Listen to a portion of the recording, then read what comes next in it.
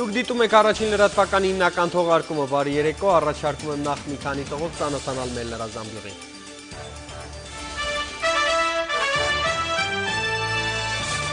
Թուրքիան պիտի ապաշխարի և ճանաչի հայոց ցեղասպանությունը։ Հայաստանի նախագահը հուսով է, որ Թուրքիայում կծնվեն այնպիսի ղեկավարներ, որոնք գլուխ կխոնարհեն Ցիցեռնակաբերդում։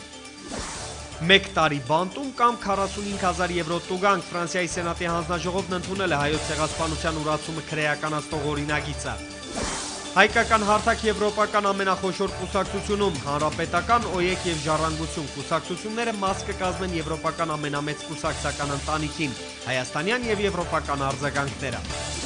Մերձավոր Արևելքում Հայաստանի ամենաբարեկամական երկրի ղեկավարը Երևանում է, Լիբանանի առաջնորդ Միշել Սլեյմանն այսօր այցելել է Մատենադարան։ Պատերազմում ամենադժվարը ամրոցներ գրոհելն է, իսկ Ղարաբաղը վերածվել է ամրոցի։ Թեժ քննարկմանն ամերիկացի մասնագետները նեղկացության են մատնել ադրբեջանցի դիվանագետին։ Հատուկ ռեպորտաժ Վաշինգտոնից։ Վահանավանքը 1100 տարեկան է, ինչ է անհրաժեշտ Սյունիքի ամենահայտնի վանական համալիրը կործանումից փրկելու և երբեմնի փառքը վերադարձնելու համար։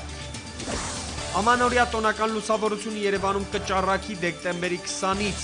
իսկ մայրաքաղաքի ամենակենտրոնական պողոտան կվերածվի ամանորյա տրամադրություններով փողոցի, խորհրդանշական հուշանվերներով ու երաժշտությամբ։ Հին աշխարհամասի ղեկավարները Ֆրանսիայի Մարսել քաղաքում շարունակում են եվրոպական ամենախոշոր քաղաքական միավորման գագաթնաժողովը։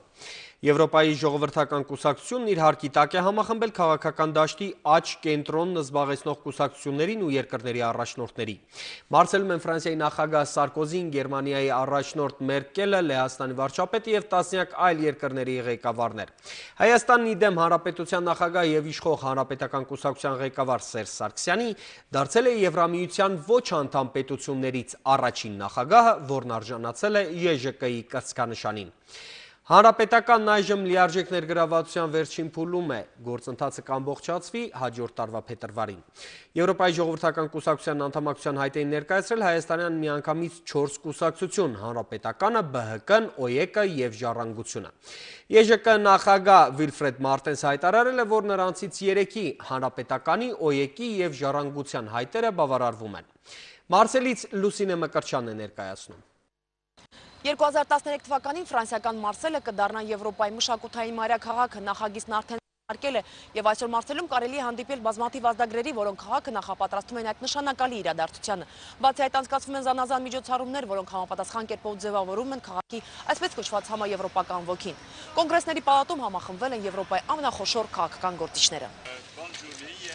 Եվրոպայի ամենամեծ կուսակցությունը երեկ սկսեց և այսօր շարունակեց իր աշխատանքը։ ԵԺԿ անդամ երկրների ղեկավարների գագաթնաժողովին մասնակցում են Եվրոպայի ամենախոշոր քաղաքական գործիչները։ Կուսակցության անդամ երկրների և կառավարությունների ղեկավարների գագաթնաժողովին ԵԺԿ նախագահի հատուկ հրավերով մասնակցում է նաև Հայաստանի նախագահ ՀՀԿ կուսակցության ղեկավար Սերժ Սարգսյանը։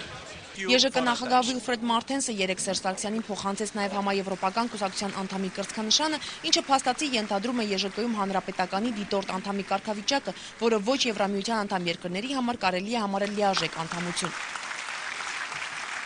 Իսկ այսօր նախքան կմեկնարկեր ԵԺԿ անդամ պետությունների և կառավարությունների ղեկավարների գագաթնաժողովը, կայացավ Մարտենս-Սարգսյան հանդիպումը, որին մասնակցել են նաև Վրաստանի նախագահն ու Մոլդովայի վարչապետը։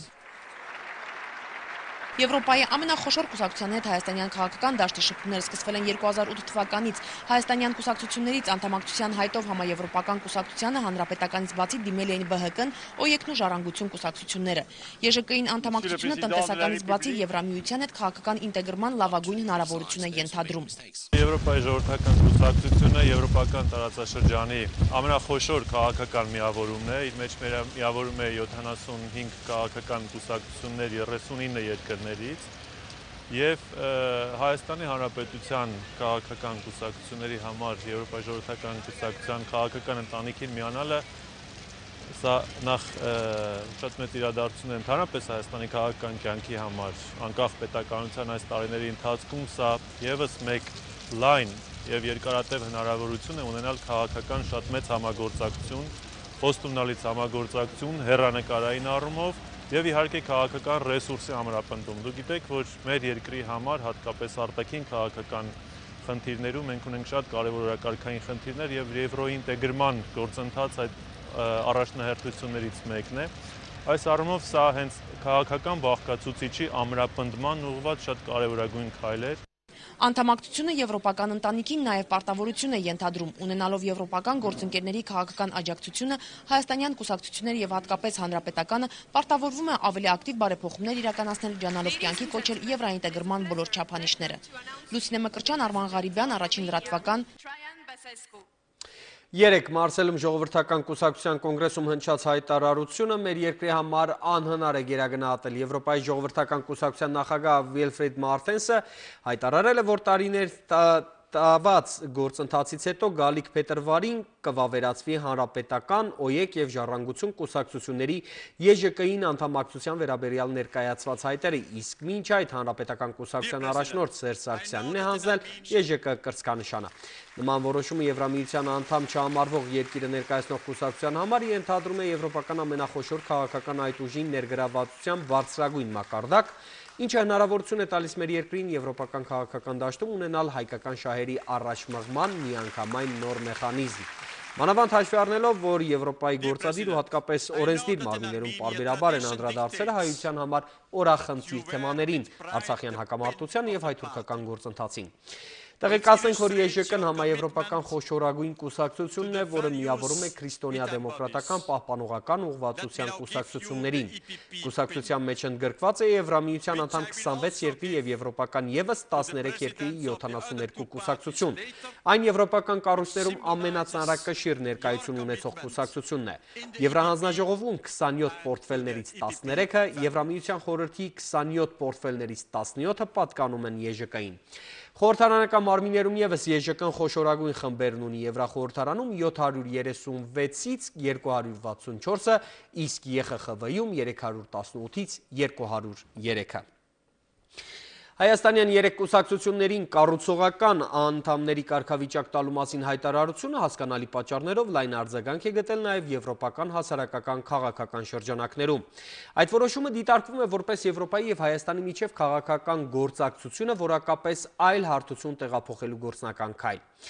Հայաստանի եվրոպացի բարեկամներ կազմակերպությունն այդ առնչությամբ հայտարարել է, որ եվրոպական ընտանիքի ու Հայաստանի հարաբերություններում արձանագրված այս զարգացումը անչափ կարևոր է։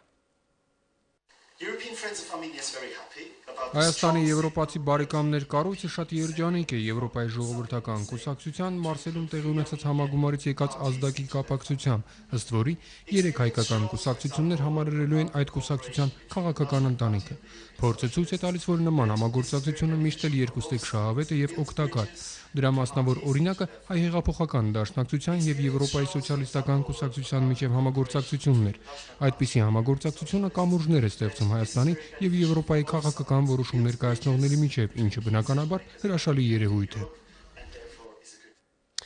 Մարսել նախագահ Սերժ Սարգսյանի այցը կհիշվի որպես Հայաստանի նախագահի առաջին այս ֆրանսիական հայաշատ այդ քաղաք։ Մարսելահայերը Ֆրանսիայում մեր հայրենակիցների թվի 1/5-ն են, ապրում են ակտիվ հասարակական կյանքով, մեծ ներկայացվածություն ունեն տեղական ինքնակառավարման մարմիններում։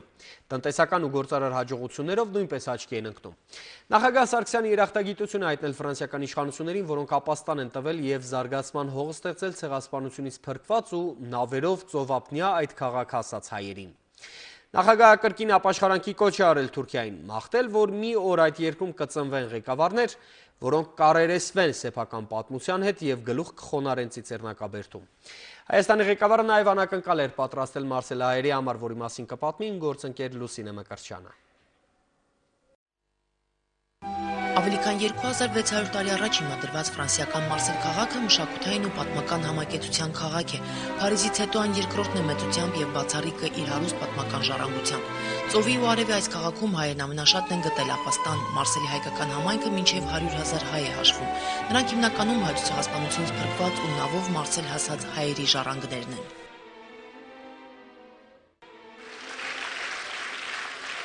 Մարսելի քաղաքապետարանում Հայաստանի նախագահի հետ հանդիպմանը առանձնահատուկ էին նախապատրաստվել։ Անկախացումից հետո սա Հայաստանի նախագահի առաջին այցելությունն է ֆրանսիական այս քաղաք։ Հանդիպմանը ներկա են մի քանի 100 հրավիրալներ։ Հայ համայնքը շատ կարևոր դերակատարում ունի քաղաքի հասարակական քաղաքական կյանքում, խոստովանում է Մարսելի քաղաքապետը, միաժամանակ նկատելով, որ հայ-ֆրանսիական բարեկամության եւ գործակցության օրակարգում հայոց ցեղասպանությունը շղթողներին քրեորեն պատժելու մասին օրենքի ընդունումը շարունակում է մնալ առաջնայիններից մեկը։ ville amie de l'Arménie, Monsieur le Président de la République. Հայերը մեծ ավանդ ունեն Մարսելի կայացման ու բարգավաճման գործում։ Մարսելի նավահանգիստները ամենաշատն ընդունեցին հայերին։ Օրենքի նախագիծը, որը պատիժ է նախատեսում հայոց ցեղասպանությունը ժխտողներին, ունի որոշ բարդություններ։ Մենք դեռ ձև ենք մշակել նոր օրինագիծ, որը հույս ունեմ, որ կներկայացնենք եւ կընդունենք առաջիկա 1-2 ամիսների ընթացքում։ Հայ ժողովրդին ու հայկական հիմնահարցերին շարունակական նվիրվածության համար նախագահ Սարգսյանը շնորհակալ է ֆրանսիացիներին։ Մեզ հետ է առաջավոր մարդկությունը եւ քաղաքապետի ելույթից շատ հստակ երևաց, վերջին իրադարձություններից շատ հստակ երևաց, թե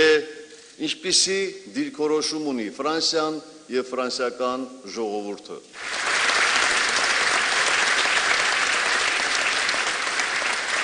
Ես ուզում եմ իմ հայրենակիցներին հավաստիացնել, որ Ֆրանսիայի նախագահ պարոն Նիկոլա Սարկոզիի վերջին այցը Երևան իրոք պատմական այց էր եւ աշխարհի որևէ երկրի ղեկավար մեր ժողովրդի ցավերի հենց կապված հայ-թուրքական հարաբերությունների հետ ցեղասպանության հետ որևէ մեկը այդպիսի խոսքեր չեր արտաբերել երբեք եւ մենք ուղղակի պիտի երախտապարտ լինենք այս ճգնաղ երկրի իմաստուն նախագահին։ Նախագահը նշեց, որ Սփյուռքի յուրաքանչյուր գաղութ այցելելիս յուրահատուկ հպարտության զգացում է ապրում, երբ տեսնում է հայրենակիցների հաջողությունները։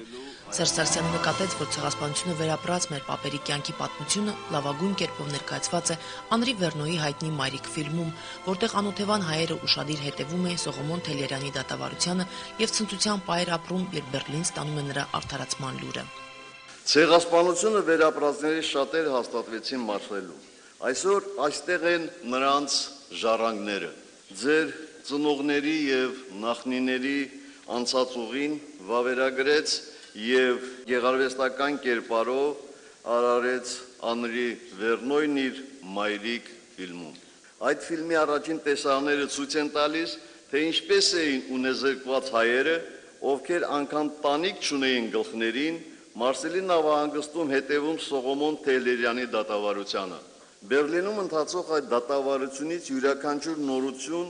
անդրադարձ էր գտնում Մարսելի նավահանգստում իջևանած հայերի մեջ։ Եվ այդ մարդիկ ցնծացին այն ժամանակ, երբ ստացան Թելերյանի արդարացման լուրը։ Դա ոչ թե վրեժի, այլ արդարության ցնծության լուր էր։ Թուրքիան պետք է ապաշխարի, Հայաստանի նախագահի խոսքով դա ոչ նախապայման է, ոչ էլ վրեժխնդրություն։ Թուրքիան պետք է առերեսվի իր պատմության հետ ու երբևէ ուժ գտնի դրա համար։ Թուրքիան պետք է ապաշխարի։ Դա ոչ նախապայման է եւ ոչ էլ վրեժխնդրությանը հագուրդ տալու ձգտում։ Թուրքիան պետք է առերեսվի իր պատմության հետ։ Երբևէ Թուրքիայի ղեկավարությունը կարող է ուժ գտնել եւ վերարժևորել իր մոտեցումները հայոց ցեղասպանության հանդեպ։ Մեր դիրքորոշումը չի փոխվել եւ այն հստակ է։ Մենք պատրաստ ենք Թուրքիայի հետ ունենալ բնականon հարաբերություններ, ինչպես վայել է հարևան երկրներին։ Այդպիսի հարևան երկրներ էին օրինակ Լեհաստանը եւ Գերմանիան, որի կանցլեր Վիլլի Բրանտը գիտակցելով իր երկրի գործած մեղքը ծնկի իջավ Վարշավայի գետոյում։ Վաղ թե ուշ իրեն եվրոպական երկիր համարող Թուրքիան կունենա եվրոպական լինելուն հարիր ղեկավարություն, որը գլուխ կխոնարհի Ծիծեռնակաբերդում։ Ավելի լավ է վաղ, բայց դա Թուրքիայի ժողովրդի գործն է։ Մենք նրանց ոչինչ չենք պարտադրում։ Դա իրենք պետք է անեն հանուն թուրք ժողովրդի, ինչպես որ Վիլլի Բրանտը արեց հանուն գերմանացի ժողովրդի։ Ինչ վերաբերում է Հայաստանին, ապա նախագահ Սարգսյանը նշեց, որ մեր կարևոր ուղղվածություններից է եվրակառույցներում Հայաստանի արժանի դերի ու տեղի ամրապնդումը։ Նախագահի խոսքով միայն այդ դեպքում հայաստանյան քաղաքական դաշտը կդառնա եվրոպական, յուրացնելով եվրոպական արժեքները, նաև գործելավոճը։ Նախագահը կոչ արեց Սփյուռքի մեր հայրենակիցներին լինել նախաձեռնող այս հարցում։ Անշուշտ դա հեշտ բան չէ։ Հեշտ չէ թողնել ծանոթ միջավայրը եւ նոր գործ ձեռնարկել հարազատ, բայց իրականում անծանոթ հայրենիքում։ Իսկ դրա համար անհրաժեշտ է ազատ ու բաց քննարկել արկա խնդիրները, որպեսզի մեր հայրենիքում հաղթեն խաղի եվրոպական կանոնները։ Թերությունները մատնանշելը միայն գործի կեսն է, կեսն էլ չկա։ Մենք էական առաջընթաց ենք ապրել, բայց ունենք բոլորիս քաջ ծանոթ խնդիրներ, խնդիրներ։ Եվ անհրաժեշտ է համատեղ փնտրել այդ դժվարությունները վերացնելու ուղիներն ու կիսել հաջողության պատիվն ու պատասխանատվությունը։ Մենք հրավիրում ենք բոլորիդ մասնակցելու Հայաստանի խնդիրները լուծելու ազնիվ գործին։ Սփյուռքի մեր արյունակիցներին մենք դիմում ենք որպես հարազատի։ Եվ հենց հարազատության իրավունքով միասին պետք է քննարկենք եղած թերությունները։ Պիտի քննարկենք մեր խնդիրները, առանց յուրաքանչյուրս իր պատասխանատվության բաժնից խուսափելու։ Եվ առաջին պատասխանատուն իհարկե այդ թերությունների համար ես եմ, բայց ուզում եմ, որպեսզի բոլորդ մասնակցեք, մեզ հետ կիսեք պատասխանատվությունը ու ինչպես ասեցի, ու նաև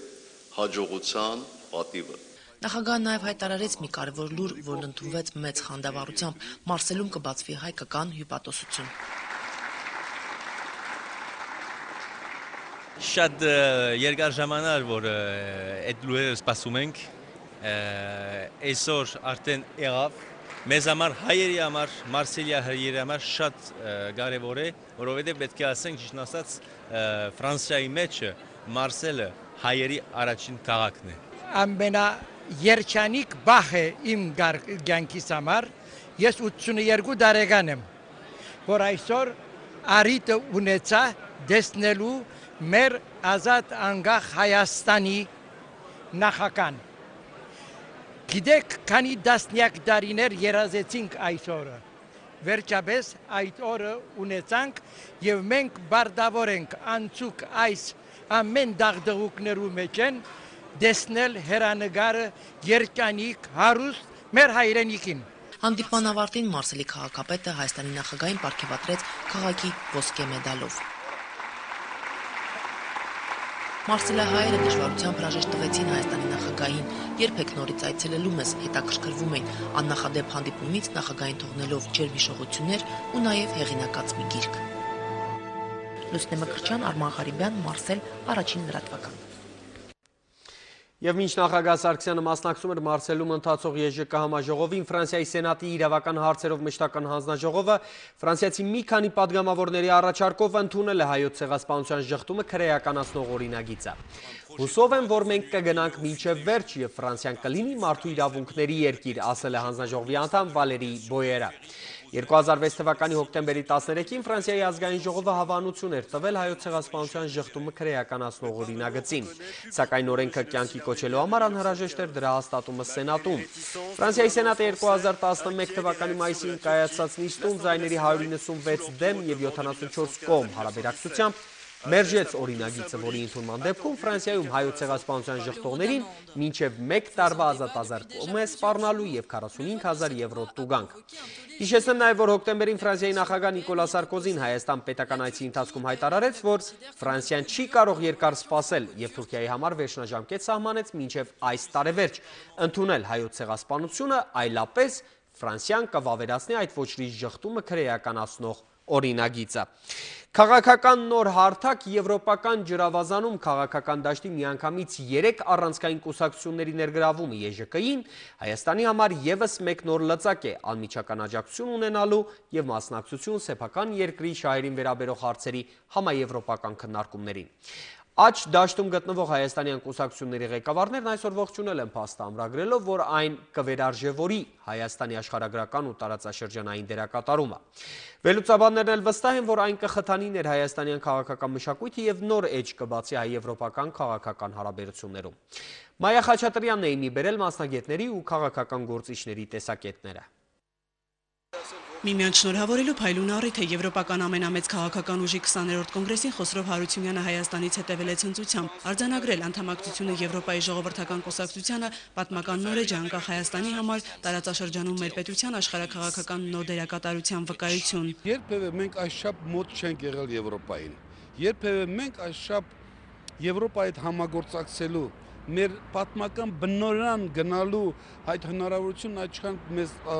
հասանելի չի եղել, քան այսօր։ Սա ոչ միայն իրադարձություն է իշխող հանրապետականի, այլև պետության համար։ Համաեվրոպական կառույցին անդամակցող կամ ներգրավված 70-ից ավելի կուսակցություններն ունեն տարբեր կարգավիճակներ, կախված նրանից, թե Եվրամիության անդամ են, թեկնածու, թե գործընկեր։ Քննարկումներում բոլորն ունեն միևնույն իրավունքը։ Սա մեր համար առավել քան կարևոր է։ Եվ սա պետք է դիտարկել իհարկե որպես հաջողություն, եւ իհարկե նորից եմ կրկնում, շատ դրական է, որ մեր եվրոինտեգրման համատեքստում մենք արդեն քաղաքական ուժերի ուղղակի ներգրավվածության խնդիրը ունենք։ ԵԺԿ ներկայացուցչական խոշոր ուժ է, որն ունի մեծ ներկայություն Եվրոպական խորհրդարանում, զգալի ազդեցություն Եվրախորհրդի խորհրդարանական վեհաժողովում, ազդեցիկ ներգրավվածություն նաև Եվրամիության ամենատարբեր կառույցներում։ Ազգային ժողովի փոխնախագահի խոսքով ԵԺԿ-ին մեր ներգրավվածությունը բացառիկ երևույթ է, հավելյալ ազդակ հայ-եվրոպական հարաբերությունների խորացման գործում։ Հայաստանը հստակ գրում է ժողովրդավարության խորացման ճանապարհով, ինչի մասին խոսեց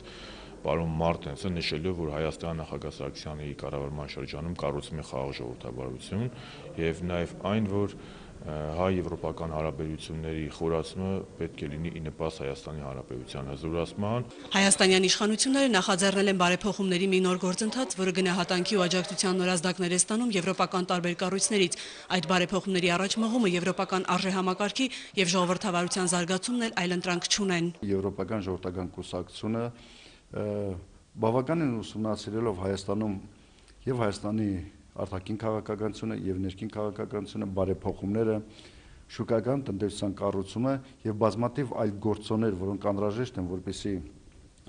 հանրապետական կուսակցությունը որպես իշխող կառավարող կուսակցություն անդամագրվի Եվրոպական ժողովրդական կուսակցություն, նրանք գնահատել են դրական։ Համաեվրոպական կառույցում ներկայացված են եվրոպական երկրների նախագահներ ու կառավարության ղեկավարներ։ Կառույցի քաղաքական կշիռը սակայն Կարեն Բեկարյանը պայմանավորում է ոչ միայն այդ հանգամանքով։ ԵԺԿ-ին միանալու հայտ են ներկայացրել հայաստանյան 4 քաղաքական ուժեր, որոնք բոլորն էլ ներգրավված են խորհրդարանում։ Հիմա Հայաստանին մենք արդեն դիտարկում ենք որպես կառուցողական գործընկեր եւ կարող եք արդեն ձեր համար հստակ ունենալ, որ դուք եվրոպական այս մեծ ընտանիքի, ԵԺԿ մեծ ընտանիքի մաս եք կազմում։ Հիմա արդեն զուտ այդ կարգավիճակային խնդիրը 2012-ին իր ֆիքսումը կստանա։ Հայկական քաղաքական ուժերին կտրվի այն կարգավիճակը, որը նախատեսված է Եվրամիության հետ բարձր գործընկերային հարաբերություններ ունեցող երկրների համար։ ԵԺԿ-ին միանալը կխթանի եվրոինտեգրացիոն գործընթացները, Հայաստանում քաղաքական նոր մշակույթի ձևավորմանը, կտա նաև լոբիստական ներուժի հնարավորություն եվրակառույցներում մեր ազգային շահերի ամրապնդման առումով։ Ըստ Բեկարյանի իշխող հանրապետականի համար համաեվրոպական կազմակերպությունն արդեն քայլ առաջ կատարեց։ Այդ կազմակերպությունը առանձնահատուկ է նաև իր երիտասարդական կազմակերպությամբ, հայտնի է իր երիտասարդական կազմակերպությամբ եւ մեզ համար էլ որպես հանրապետականի երիտասարդական կազմակերպության ներկայացուցիչներ շատ մեծ պատիվ է շփվել, աշխատել ու համատեղ քաղաքականություն իրականացնել։ ԵԺԿ կոնգրեսի որոշումը ոչ միայն քաղաքական արժեքների ընդհանրության առհավատչան է, այլև որ ամենակարևորն է եվրոպական քաղաքական իշխանության գնահատականն է հայաստանյան վերջին ներքին ու արտաքին քաղաքականությանը։ Եվրոպական կառույցները ըստ էության Հայաստանին իդեմ նրա իշխանությունների տեսնում են վստահելի գործընկերներ երկարաժամկետ համագործակցության ծրագրերը մշակելու առումով։ Քրիստոնյա Եվրոպայի համար ԵԺԿ-ի որպես ազդեցիկ քաղաքական միավորի դերակատարություն ունի առանցքային նշանակություն։ Մեր երկրի անդամակցությունը Խոսրով Հարությունյանին ոգևորել է հատկապես նաև հանգամանքով, որ համաեվրոպական կառույցի հիմքում քրիստոնյա դեմոկրատական արժեքներն են, մանավանդ որ համանուն ուժն ինքն է առաջնորդում։ Մայա Խաչատրյան, Հակոբ Սարգսյան, Առաջին լրատվական։ Ֆրանսիայում Լեռնային Ղարաբաղի ներկայացուցչության նախաձեռնությամբ կազմվել եւ հրատարակվել է Արցախի պատմությունն ու մշակույթը ներկայացնող պատկերազարդ գիրք։ Գրքի շնորհանդեսը տեղի ունեցել օրերս Ֆրանսիայի ազգային ժողովում։ Այն համընկել է Արցախի անկախության հանրաքվեի հռչակման 20-րդ եւ Սահմանադրության ընդունման 5-րդ տարեդարձներին։ Գիրքը կազմել են 5 հեղինակներ ֆրանսերեն եւ անգլերեն ու բարձրորակ լուսանկարներով հագեցած։ Հեղինակների խոսքով գիրքն այնպես է կազմված, որ մատ չլինի ֆրանսիացի եւ ընդհանրապես արևմտյան ընթերցողի համար։ Գիրքը տպագրել է արվեստի գրականության մեջ մասնագիտացած Փարիզյան Սոմոժի հրատարակչությունը։ Գրքի մեջ ներկայացված է հնագիտություն, պատմություն անտիկ շրջանից մինչև մեր օրերը եւ արվեստ։ Արվեստի մեջ կան 4 բաժիններ, կա անշուշտ ճարտարապետություն, կա նաեւ խաչքարերի արվեստը, մանրանկարչությունը եւ վերջապես գորգերը եւ կարպետները։ Բոլորը չէ որ կարողանում են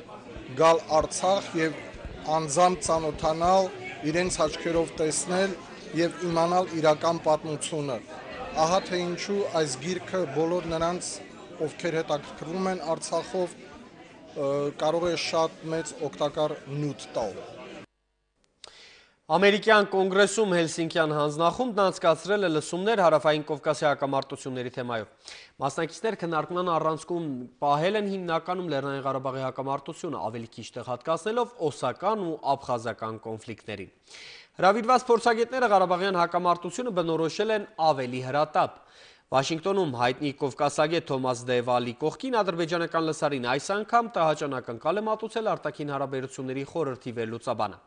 Ուեյն Մերին օրերս է վերադարձել Լեռնային Ղարաբաղից։ Հայկական երկրորդ հանրապետություն այցելած Վաշինգտոնյան փորձագետի տպավորությունները սրահում ներկա ադրբեջանցի դիվանագետների համար մեծ թվով հուսախաբեցնող շեշտադրումներ է ունեցել։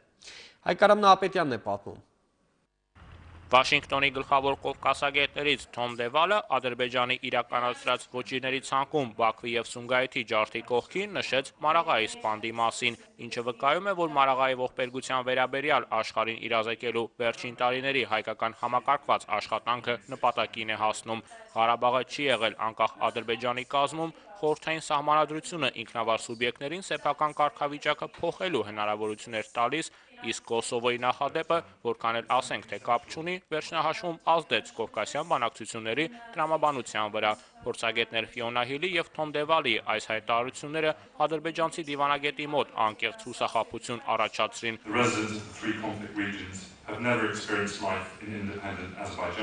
Հակամարտությունների 3 տարածաշրջանների բնակիչները երբևէ անկախ Ադրբեջանի կամ Վրաստանի կազմում չեն ապրել։ Կովկասյան հակամարտությունները ծագել են դեռևս Խորհրդային Միության ժամանակաշրջանում, ինչն էլ ավելի է բարդացնում կարգավորման գործընթացը։ Ղարաբաղում հայերը հաղթանակի հասան, բայց երկու կողմերն էլ մեծ գին վճարեցին դրա համար։ Ուեյն Մերին, որ վերջերս է վերադարձել Հայաստան եւ Արցախ իր շրջայցից, հաջորդ արակընկալը մատուցեց Ադրբեջանին կապված Արցախում մահմեդական գերեզմանատների ճակատագրի հետ։ Բաքվի ագիտպրոպը տարիներով պնդում էր, թե հայերը դրանք ոչնչացրել են։ Հնարավորություն ունեցա այցելել 3 մահմեդական գերեզմանատուն, կարող են վկայել, որ դրանք չեն ոչնչացվել, մահմեդականների գերեզմանները անձեռնմխելի էին մնացել։ Երբ Արևմուտքը Բաքվին մեղադրում է բազմապատկվող ռազմաբյուջեի համար, Ադրբեջանում պատասխանում են, թե նպատակը ոչ թե պատերազմն է, այլ Հայաստանի հանդեպ ճնշում կիրառելու փորձը։ Որպես պաշտոնաթող զինվորական եւ դիվանագետ ասեն, որ այս մարտավարությունը ինչ որ կետից սկսած դառնում է վտանգավոր եւ Ադրբեջանն այդ կետը արդեն անցել է, նշեց Մերին։ Ավելի ուշ Հայաստանի դեսպանատան ներկայացուցիչը կասի, որ ճնշումների հետ կապված ադրբեջանական բոլոր հույսերը անիմաստ են։ Հայկական կողմը, ինչպես նաև Ուեյնի Մերին, Բաքվին կոչ են անում չտարվել ինքնախաբեությամբ։ Ես չէի թերագնահատի այն կորուստները, որ Ղարաբաղի ուժերը նույնիսկ համեմատաբար փոքր թվականակով կարող են պատճառել Ադրբեջանին։ Բազմաշերտ պաշտպանական ուժերը լիովին պատրաստ են պատերազմի եւ կարող են սարսափելի հարվածներ հասցնել հարձակվող կողմին։ Պատերազմում ամենադժվարը ամրոցներ գրոհելն է, իսկ Ղարաբաղը վերածվել է ամրոցի։ Եթե Աբխազիայի կամ Օսիայի պարագայում տարակարծություններ ունենք Մոսկվայի հետ, ապա Ղարաբաղի դեպքում պետք է աշխատենք ոչ թե միայն Ռուսաստանի, այլ անգամ Իրանի հետ, համաձայնվենք, որ իրենք ավելի լավ գիտեն տարածաշրջանը, իսկ մենք Կովկասից հազարավոր մղոններով հեռու ենք, եզրափակեց ամերիկյան փորձագետը։ Հայկարամ Նահապետյան, Առաջին լրատվական, Վաշինգտոն։ Հայաստանի մերձավոր արևելյան ամենաբարեկամական երկրի ղեկավարն այսօր ժամանել է Երևան, Լիբանանի նախագահ Միշել Սլեյմանին ու տիկնոջ Վաֆա Սլեյմանին Զվարթնոց օդանավակայանում դիմավորել է փոխվարչապետ, տարածքային կառավարման նախարար Արմեն Գևորգյանը։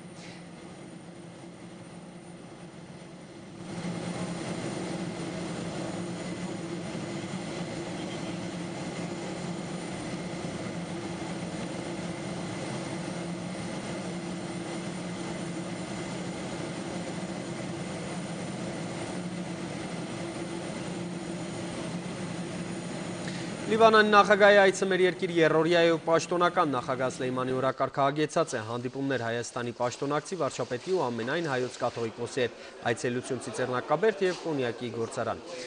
Լիբանանյան պատվիրակությունը բավական ներկայացուցչական է 1.5 տասնյակ լրատվամիջոցների ներկայացուցիչներ, նախարարներ ու պատգամավորներ, այդ թվում հայ եւ գործարարներ։ Նախատեսվում է, որ նախագահ Միշել Սլեյմանը կհանդիպի նաև Հայաստանում լիբանանյան համայնքի ներկայացուցիչների հետ։ Լիբանան նախագահի երևանյան առաջին կանգառը հայոց հոգևոր ձեռագրատանն էր, մատենադարանում հյուրերին ծանոթացրել են հայ մատենագրության գլուխգործոցներին ու եզակի ցուցանմուշների։ Նախագահ Միշել Սլեյմանը գրառում է կատարել հյուրերի մատյանում, մատենադարանի ղեկավարությունից էլ ստացել մեր հոգևոր գանձերի մասին պատմող պատկերազարդ գիրք ու ավետարանի էջերից խորհրդանշական նմուշ։ Սիրիայում պայթեցվել է ռազմավարական կարևոր նշանակություն ունեցող նավթամուղը, որով Սև ոսկին երկրի արևելյան հանքերից հասցվում էր Հոմսի վերամշակող գործարան։ Պետական սանա լրատվական գործակալության տվյալով պայթյունը ահաբեկչական խմբավորման ձեռքի գործ է։ Թուրքական Միլիեթը գրում է, որ օրերս թուրք-իսրայելական սահմանին թուրքական զինված խմբավորումների կենտրոնանալուն ի պատասխան սիրիական տանկերը ևս մոտեցել են Թուրքիայի հետ սահմանին։ Իդեպ սահմանին տեղի ունեցած խժդժությունների ու վիրավորված թուրք գրոհայինների մասին լուրերն Անկարան հերքել է եւ հատկացրել հստակեցնելով, որ Թուրքիայի տարածքից որևէ հարձակում չի իրագործվել։ Սիրիական զորքերը ռուսական զենքով զինելու մասին լուրն էլ դժգոհություն է առաջացրել Իսրայելում։ Արտգործնախարար Ավիգդոր Լիբերմանը հայտարարել է, որ երկարատև ճգնաժամի եւ անկայունության պայմաններում ռուսական զենքի մատակարարումը կարող է բավական բացասական հետևանքներ ունենալ։ 20 տարի առաջ այսօրը տեղի ունեցավ պատմական մի իրադարձություն, որը կտրուկ փոխեց աշխարհի 1/6 հատվածի ապագան։ 91 թվականի դեկտեմբերի 8-ին Ռուսաստանի, Ուկրաինայի եւ Բելարուսի առաջնորդներ Բորիս Ելցինը, Լեոնիդ Կրավչուկը եւ Ստանիսլավ Շուշկևիչը հանդիպելով կուսառաջնորդների բելարուսական նստավայրում կնքեցին Բելովեժյան համաձայնագիրը։ Դրանով վերջ դրվեց ԽՍՀՄ-ին եւ հայտարարվեց նոր միջպետական կառույցի ԱՊՀ-ի կազմավորման մասին։ Թեև մինչև այդ էլ արդեն երկար ժամանակ սովետների հզոր տիրապետության գոյությունը սոսկ թղթի վրա էր պահպանվում։ Խորհրդային 15 հանրապետություններից 13-ն իրենց անկախ էին հռչակել եւ միայն Ռուսաստանն ու Ղազախստանն էին, որ դեռ հապաղում էին։ Գուցե դեռ հնարավոր կլիներ ԽՍՀՄ-ի մնացորդներից ինչ-որ կոնֆեդերացիա ստեղծել, բայց մյուս կողմից արդեն շատ ուշ էր։ Հանրապետությունների ղեկավարներից շատերը ազդեցիկ քաղաքական գործիչներ էին դարձել, որոնց արտասահմանյան մայրաքաղաքներում հավասարի պես էին ընդունում։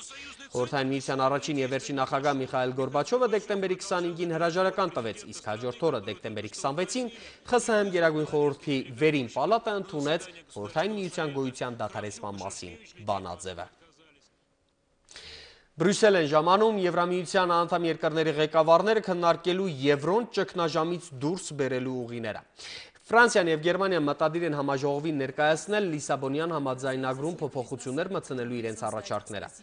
Բերլինն ու Փարիզը վստահ են, որ Եվրոպային անհրաժեշտ է տնտեսական ինտեգրում եւ ավելի կոշտ հարկային ու բյուջետային կարգապահություն։ Մինչ պետական այրերը քննարկում են Եվրոն փրկելու հնարավորությունները, Եվրոպայի կենտրոնական բանկերը մշակում են նոր ծրագիր, որը գործի կդրվի, եթե մեկ կամ մի քանի երկիր վերջնականապես հրաժարվի միասնական եվրոպական տարադրամից։ Ամերիկյան Wall Street Journal հեղինակավոր պարբերական տվյալով էլ բանկիրներին հուզող հիմնական հարցն այսօր 2002 թվականից ի վեր այլևս չզսպվող ազգային դրամների արժեքը վերականգնելու խնդիրն է։ Իդեպ, ֆինանսական այդ հաշվարկները գաղտնի են պահվում, քանի որ եվրոյից հրաժարվել ցանկացող երկրների մասին նորությունը կարող է սասանել վստահությունը միասնական եվրոպական տարադրամի նկատմամբ։ Վերադառնանք Հայաստան, խորհրդարանն այսօր ավարտեց աշնանային նստաշրջանը, ազգային ժողովն ընդունեց հաջորդ տարվա պետբյուջեն։ Հաջորդ տարվա գլխավոր ֆինանսական փաստաթուղթն ընդունվեց 66 կողմ 2 դեմ ձայնով։ Խորհրդարանը քվեարկությամբ մերժեց կառավարությանն անվստահություն հայտնելու դաշնակցություն խմբակցության առաջարկը։ Գիլյոտինը գործի դնելու համար Հայաստանին ֆինանսական միջոցներ կտրամադրի Ավստրիայի զարգացման գործակալությունը։ Կառավարությունն այսօրվա նիստում հավանություն է տվել գործակալությանը դրամաշնորհային պայմանագրին։ Բարեփոխումների ծրագրով նախատեսվում է բարձրացնել Հայաստանի տնտեսական կառավարման արդյունավետությունը, բարելավել գործարար միջավայրը, կրճատելով բյուրոկրատիան։ Գիլյոտինը հնարավորություն կտա մեր երկրում բարեփոխումներ իրականացնել հնարավորինս արագ։ Գործադիրը որոշել է Բագրատաշեն, Բավրա եւ Գոգավան սահմանակետերի շինարարական աշխատանքների համար քաղաքացիների եւ իրավաբանական անձանց սեփականությունը հանդիսացող անշարժ գույքի օտարման նպատակով հատկացնել 305 միլիոն դրամ, 22.500 հեկտար հողամասերի 22.500 հեկտար հողամասերի օտարման նպատակը ճանաչվել է բացառիկ գերակա հանրային շահ։ Դեկտեմբերի 12-ից 14-ը Հայաստան է ժամանելու Եվրոպայի ներդրումային բանկի պատվիրակությունը։ Կառավարությունը պատվիրակության ներկայացուցիչների հետ քննարկելու է սահմանակետերում բարեփոխումների նպատակով ֆինանսավորելու հարցը։ Խաղաղ պայմաններում բանակում զոհվածների ծնողներն այսօր կրկին կառավարության շենքի առաջ շրջապատել են պաշտպանության նախարարին, նրան դիմել ամենատարբեր հարցերով։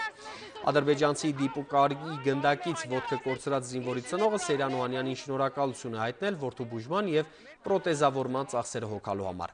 Իսկ խաղաղ պայմաններում զոհվածի մայր Գոհար Սարգսյանը պաշտպանության նախարարից խնդրել է հանդիպում։ Վերջին փորձաքննության արդյունքներով հերկվել է այն վարկածը, որ նրա որդին մահացել է էլեկտրահարումից։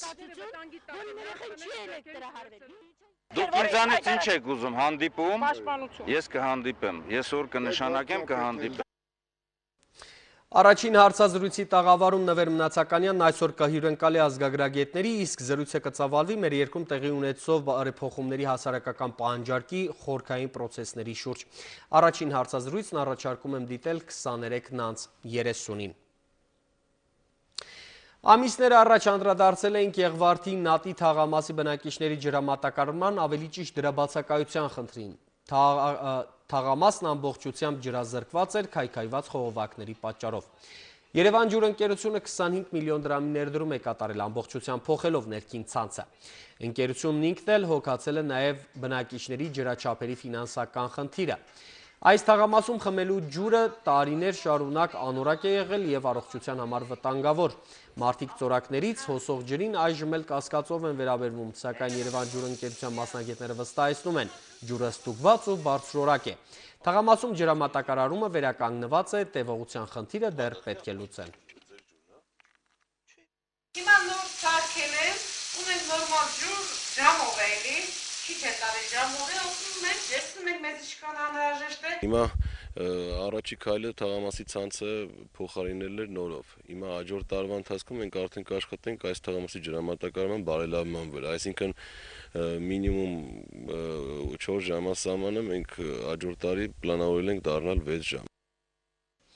ԱՄՆ միջազգային զարգացման գործակալությունը նշում է հիմնադրման 50-ամյակը, երկրորդ համաշխարհայինից հետո միավորելով նմանատիպ տարբեր կազմակերպությունները, ԱՄՆ ղեկավարությունը որոշեց մեկտեղել դրանք ու ստեղծել մեկ հզոր կազմակերպություն, որն օգնություն կտրամադրի տարբեր պետությունների։ Արդեն 20 տարի է, ինչ USAID-ն իր գրասենյակն ունի նաև Հայաստանում։ Փոխվարչապետ Արմեն Գևորգյանն նշել է, որ Հայաստանի և Միացյալ Նահանգների միջազգային զարգացման գրասենյակի համագործակցությունը գերազանց արդյունքներ է տալիս։ Երկու կողմերն էլ հույս են հայտնել, որ այն կշարունակվի։ Մենք այս 20 տարվա ընթացքում Հայաստանում բազմաթիվ ծրագրեր ենք իրականացրել, թե տարբեր կազմակերպությունների և թե կառավարության հետ։ Կարծում եմ լավ աշխատանքի արդյունքը փոխադարձ վստահությունն ու սերն է մեր գործի հանդեպ։ Մենք շարունակելու ենք լինել Հայաստանի կողքին։ Վահանավանքի վանական համալիրը 1100 տարեկան է, այն Սյունյաց աշխարհի կարևորագույն ճարտարապետական համալիրներից մեկն է, որ հիմնադրվելով 10-րդ դարի սկզբին իր ծաղկման շրջանն ապրել է Սյունյաց թագավորության ժամանակ 1040-ից 1051 թվականներին։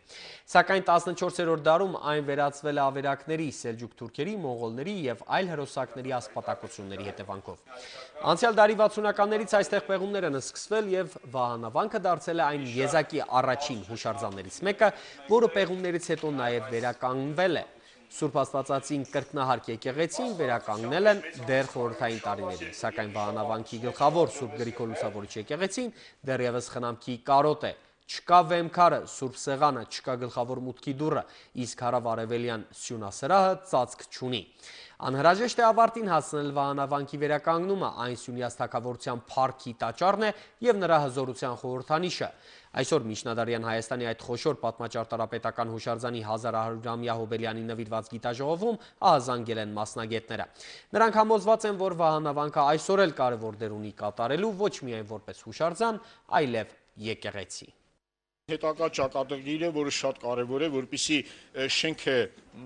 չհայտնվի անմխիթար վիճակում, այդքան ուրեմն ջանքերի ծախսերից հետո, եւ կարող է այսօր էլ ծառայել եւ շատ կարևոր նշանակություն ունի ներկա կրոնական մարտահրավերների պայմաններում յուրօրինակ նաեւ կարող է դառնալ պայքարի կենտրոն, նաեւ բազմաթիվ աղանդավորական կառույցների դեմ։ Այլևս երբեք նախագիծն առաջիկայում կշարունակվի նաև Եվրոպայում այսօր լրագրողների հետ հանդիպման ընթացքում հայտարարել են կազմակերպիչները FMS Մեդիայի և Artists for Peace կազմակերպությունների հիմնադիրներ Արամ Սարգսյանն ու Ֆլորա Մարտիրոսյանը։ Նոյեմբերի 1-ին Լոս Անջելեսի Գիբսոն համերգասրահում տեղի ունեցած խաղաղության համերգաշարը չափազանց մեծ արձագանք է ունեցել և մշակութային ձեռնարկից վերածվել է քաղաքական մեծ հնչեղություն ունեցող ակցիայի։ Ընդդեմ ցեղասպանության համերգաշարի մեկնարկին մասնակցել են համաշխարհային գերաստղեր Ստիվի Ոնդերը, Էրիկ Բենեթը, Ալեքսիա Վասիլիուն, Մայքլ Ստոունը և ուրիշներ։ Կազմակերպիչները նշել են նաև, որ այս ամենը նման մեծ հնչեղություն ու հաջողություն չէր ունենա, եթե չլիներ նախագահ Սերժ Սարգսյանի համակողմանի աջակցությունը, ով առաջին իսկ պայից սկսած եղել է նախագծի կողքին։ Այժմ կազմակերպիչները նախապատրաստում են եվրոպական համերգաշարը։ Ուզում ենք բոլոր այն մեծ քաղաքներում աշխարհի, որտեղ կան հայկական գաղթօջախներ, կլինի դա Մոսկվան, Փարիզ եւ մնացած երկրներում, կարծես թե այս 100-ամյակին ընդառաջ գնանք այցելենք բոլոր մեր հայրենակիցներին եւ ամեն երկրում վերցնելով համագործակցելով տեղի գերաստղերի հետ, օրինակ Եվրոպայում մտածում ենք Մադոննայի, Էլտոն Ջոնի, Մոնսերատ Կաբալիի մասին, այսինքն արդեն մտածում ենք, որ պետք է միայն գերաստղերի հետ համագործակցելով մեր հայկական հիմնահարցերի մասին խոսենք։ 2020 դեկտեմբերի 20-ին ժամը 20-ին նոր խաղալիքներով համալրված մայրաքաղաքի գլխավոր եղևնին կլուսավորվի։ Քաղաքապետարանում խոստանում են ստեղծել բոլոր պայմանները Երևանի մարդաշատ փողոցները հաճելի և տոնական դարձնելու համար։ Քաղաքի ամենակենտրոնական փողոցում մեր համաքաղաքացիները հնարավորություն կունենան ունկնդրելու երաժշտություն։ Մի խոսքով ամանորին ընդառաջ Երևանը պաշտնվում է, ներկայացնում է Տիգրան Դանիելյանը։ Այսպես, պարզապես ավելի լուսավոր ու գունավոր կվարվեն հանրապետության գլխավոր եղևնու լույսերը։ Ամանորյա տոնական լուսավորությունը կճառագի դեկտեմբերի 20-ից, մայրաքաղաքի արտաքին տոնական լուսավորության, ամանորյա տոնակատարությունների և ձմեռային պատրաստությունների մասին քաղաքապետարանում վարչությունների պետերը ներկայացնում էին իրենց գլխավորած ստորաբաժանումների անելիքները։ Տոներին հյուսիսային պողոտան կվերածվի ամանորյա տրամադրություններով փողոցի, խորհրդանշական հուշանվերներով, երաժշտությամբ ու տրամադրությամբ։ Այն բարերը, որտեղ սիրում են խոսել մեր համակարգացիները, մենք փորձելու ենք նենց անել, որ ինչ-որ մի կերպ կամ մի ձևով ներկայացնենք, դեռ նաև նույն այդ վայրերում էլ ինչ-որ մի միջոցառում։ Խստացվել է վերաբերմունքը ձմեռ պապիկների հանդեպ։ Քաղաքապետարանից արտոնագիր ստանալուց հետո միայն նրանք կարող են շրջել հանրապետության հրապարակում, բայց մինչ այդ այստեղ ամբողջ թափով ընթանում են տոնական եղևնու պատրաստման աշխատանքները։ Բարձրությունն ու ձևը չեն փոխվել, բայց ավելացել են խաղալիքներն ու լույսերը։ Մայրաքաղաքի բոլոր համայնքներում եւս տոնածառեր կտեղադրվեն եւ միջոցառումներ կկազմակերպվեն։ Միջոցներն էլ բավարար են։ Հիմնականում գումարները տրամադրվում են գործընկերների կողմից եւ փորձելու ենք այս տարի չօգտագործենք մեր բյուջեից գումար չօգտագործենք եւ հիմնական գովազդը եւ մյուս, ասենք, տրամադրելով դաշտը մենք գոյանանք այս բան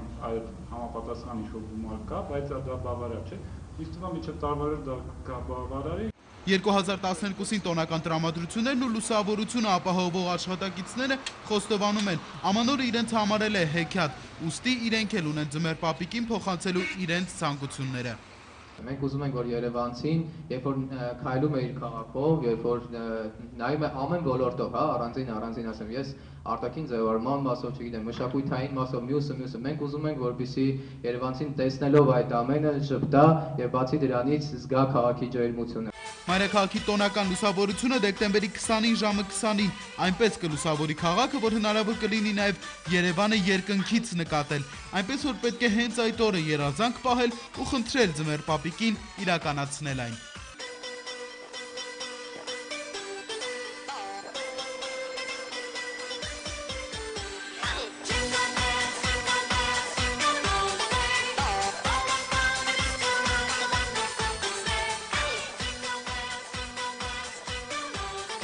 Տիգրան Դանիելյան, Կարեն Գրիգորյան, Առաջին լրատվական։ Մեր լրազամբյուղն սպարվեց ձեզ հետ Աբրահամ Գասպարյանն էր, մնացեք բարյավ։